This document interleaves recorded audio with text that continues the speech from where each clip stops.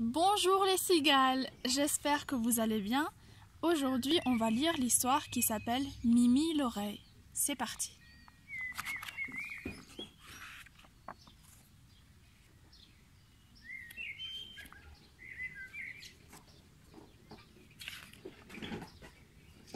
Il y avait une fois un lapin qui n'avait qu'une oreille. Il était né avec 2 yeux, un nez, une bouche et une oreille, ce qui ne le rendait pas si différent des autres lapins, mais vers l'âge de 7 ans, il voulut être comme tout le monde, c'est-à-dire avoir lui aussi 2 oreilles. Pour être plus beau, disait-il. Et puis, ajoutait-il, avec 2 oreilles, il entendrait enfin tout ce qu'on dit à droite et à gauche, et il comprendrait enfin comment marche le monde. Il en parla à ses parents qui lui dirent « Mimi, nous t'aimons comme tu es, et nous ne pensons pas que c'est le nombre d'oreilles qui fait comprendre comment marche le monde. » « Mais si, insista Mimi, personne n'a qu'une seule oreille. Vous-même, vous avez bien 2 oreilles chacun. Ne me dites pas ce que vous ne comprenez pas. Comment marche le monde ? Bon, dirent ses parents, si tu as tellement envie d'avoir une 2e oreille, il faut aller voir le docteur Moïse. Tu sais, celui qui n'a qu'un œil. Le docteur Moïse dit à Mimi, « Je ne vois pas pourquoi tu as besoin de 2 oreilles. En tournant la tête rapidement, tu peux très bien entendre tout ce que tu veux. Tu ne devrais pas te plaindre, la vie est bien plus difficile pour moi, qui n'a qu'un œil. Et puis, je ne pense pas qu'une oreille en moins empêche de comprendre comment marche le monde, si tu veux mon avis. » Mimi répondit, « Mon œil ? Oh, pardon, je voudrais bien vous voir, vous, avec une seule oreille. Un œil encore, ça va ? Vous pouvez le remplacer par un œil de verre ? Est-ce que ce ne serait pas plus simple de me recoudre une oreille sans perdre plus de temps en bavardage inutile ? » « Bon, dit le docteur Moïse, convaincu par tant de volonté de la part d'un si petit lapin. J'accepte de faire cette opération à condition que tu trouves toi-même une oreille à recoudre, car je n'en ai pas. Mais je te préviens, la recherche d'une oreille convenable peut prendre plusieurs mois et peut-être même plusieurs années. » En fait, le docteur Moïse était persuadé que Mimi ne trouverait jamais d'oreille et lui fit cette réponse pour s'en débarrasser car il avait beaucoup de travail. Mimi alla prévenir ses parents qu'il partait à la recherche d'une oreille. Il fit son baluchon et leur dit au revoir. « Fais bien attention à toi, dit sa maman, et reviens vite avec ou sans oreille. N'oublie pas que nous t'aimons tel que tu es. » « Au revoir et pense un peu à nous, ajouta son papa. Envoie-nous de tes nouvelles. » Ses parents étaient un peu inquiets pour lui, et en même temps, ils étaient fiers de leur petit Mimi qui savait à ce point ce qu'il voulait. Mimi alla voir son amie Julie Lapie pour lui annoncer son départ. Julie n'avait qu'une patte, mais elle avait 2 ailes et elle se débrouillait très bien dans la vie. « Tu vas chercher une oreille ?» fit Julie. « Quelle idée ! Je te trouve très bien comme ça. Merci, mais je veux tout comprendre, tout, dit Mimi. Tu comprends ? Je comprends, dit Julie. Tu vois, dit Mimi, je n'ai presque rien dit et tu m'as compris. C'est parce que tu as 2 oreilles, toi. Sur le conseil de Julie, Mimi se rendit chez Archibald. Archibald était le vieil âne du pays. Tout le monde le connaissait et Mimi l'aimait bien. Archibald était un âne, certes, mais c'était un sage aussi. Je ne vais pas lui demander une de ses oreilles, pensa Mimi. C'est plutôt pour un conseil que je vais le voir. Il est vrai qu'une oreille d'âne ressemble assez à une oreille de lapin. Après tout, s'il veut se débarrasser d'une oreille, il est libre, il est grand. Peut-être même un peu trop grand, se dit Mimi quand il vit Archibald. Ses oreilles sont immenses. Voilà, dit Mimi, j'ai un ami, un lapin, qui a un gros problème. Il a besoin d'une oreille. Il ne m'a pas dit pourquoi. Vous ne sauriez pas où je pourrais en trouver une par hasard ?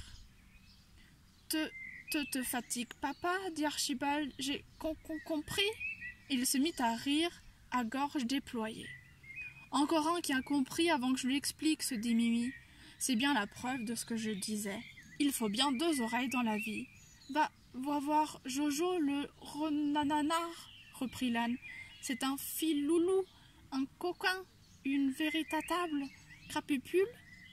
Mais il aura peut-être une solution à ton problème.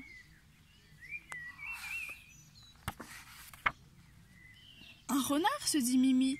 Je les connais, les renards. Ils sont malins. Il faudra être plus malin que lui. Il se rendit chez Jo, qui avait peut-être une solution à son blême. Bonjour, dit Mimi. Il paraît que vous connaîtriez quelqu'un qui voudrait bien me vendre une de ses oreilles. J'ai besoin d'une oreille de lapin si possible. Le renard comprit immédiatement de quoi il s'agissait. Il se demanda comment il pourrait gagner quelque chose dans cette histoire et dit à Mimi « Si je te trouve une oreille, que me donnes-tu en échange ?»« Eh bien, fit Mimi tout en réfléchissant, en échange, un rôti. Est-ce qu'un beau rôti vous conviendrait ?» Mimi n'avait pas du tout l'intention de donner un rôti au renard. Il ne voyait pas pourquoi il devrait quoi que ce soit pour un simple renseignement. Et puis, comment trouverait-il un rôti? Et enfin, un rôti de quoi? De bœuf? Ou alors fallait-il rôtir une de ses amies poules pour payer ce filot de renard? Jamais de la vie. Un rôti? C'est exactement mon prix, dit le renard. Marché conclu. Ils se serrèrent la main. Eh bien, dit Mimi, qui dois-je aller voir pour qu'il me vende son oreille? Personne, personne, répondit le renard. J'ai ce qu'il te faut. Tu es à la bonne adresse, je reviens tout de suite, ne bouge surtout pas. Le renard, jamais à court d'idées, fila dans son terrier. Là, il découpa un bout de sa vieille couverture de feutre gris. Je vais avoir un beau rôti pour un misérable morceau de tissu, se dit-il en se léchant les babines. Hé hé hé, voilà ce que j'appelle une bonne affaire, une excellente affaire. Quel idiot ce lapin! Pendant ce temps, Mimi se demandait comment il allait faire pour ne pas donner de rôti au renard. Quand il vit le morceau de tissu, il s'écria en prenant l'air dégoûté. « Ça, une oreille? Mais tu te fiches de moi, ma parole !» Il tourna les talons en empochant le bout de tissu et il partit en se retenant de rire. En fait, il trouvait que ça ressemblait beaucoup à une oreille de lapin. Il se disait qu'il avait vraiment joué un bon tour au renard. Le renard, qui ne s'attendait pas à un autant d'assurance de la part d'un petit lapin, resta muet.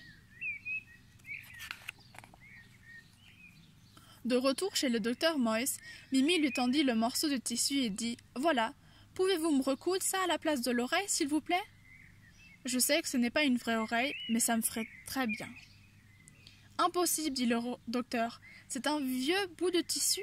Il faut aller chez une couturière pour ce genre de choses, pas chez un docteur. Au revoir, jeune homme. » Mimi était contrariée. Irait-il voir une couturière, comme le lui conseillait le docteur Moïse, qui, décidément, ne voulait rien faire pour l'aider, ou bien se lancerait-il à la recherche d'une vraie oreille de lapin? Sur le chemin du retour, il croisa justement Élise, une souris assez droite et toujours prête à rendre service.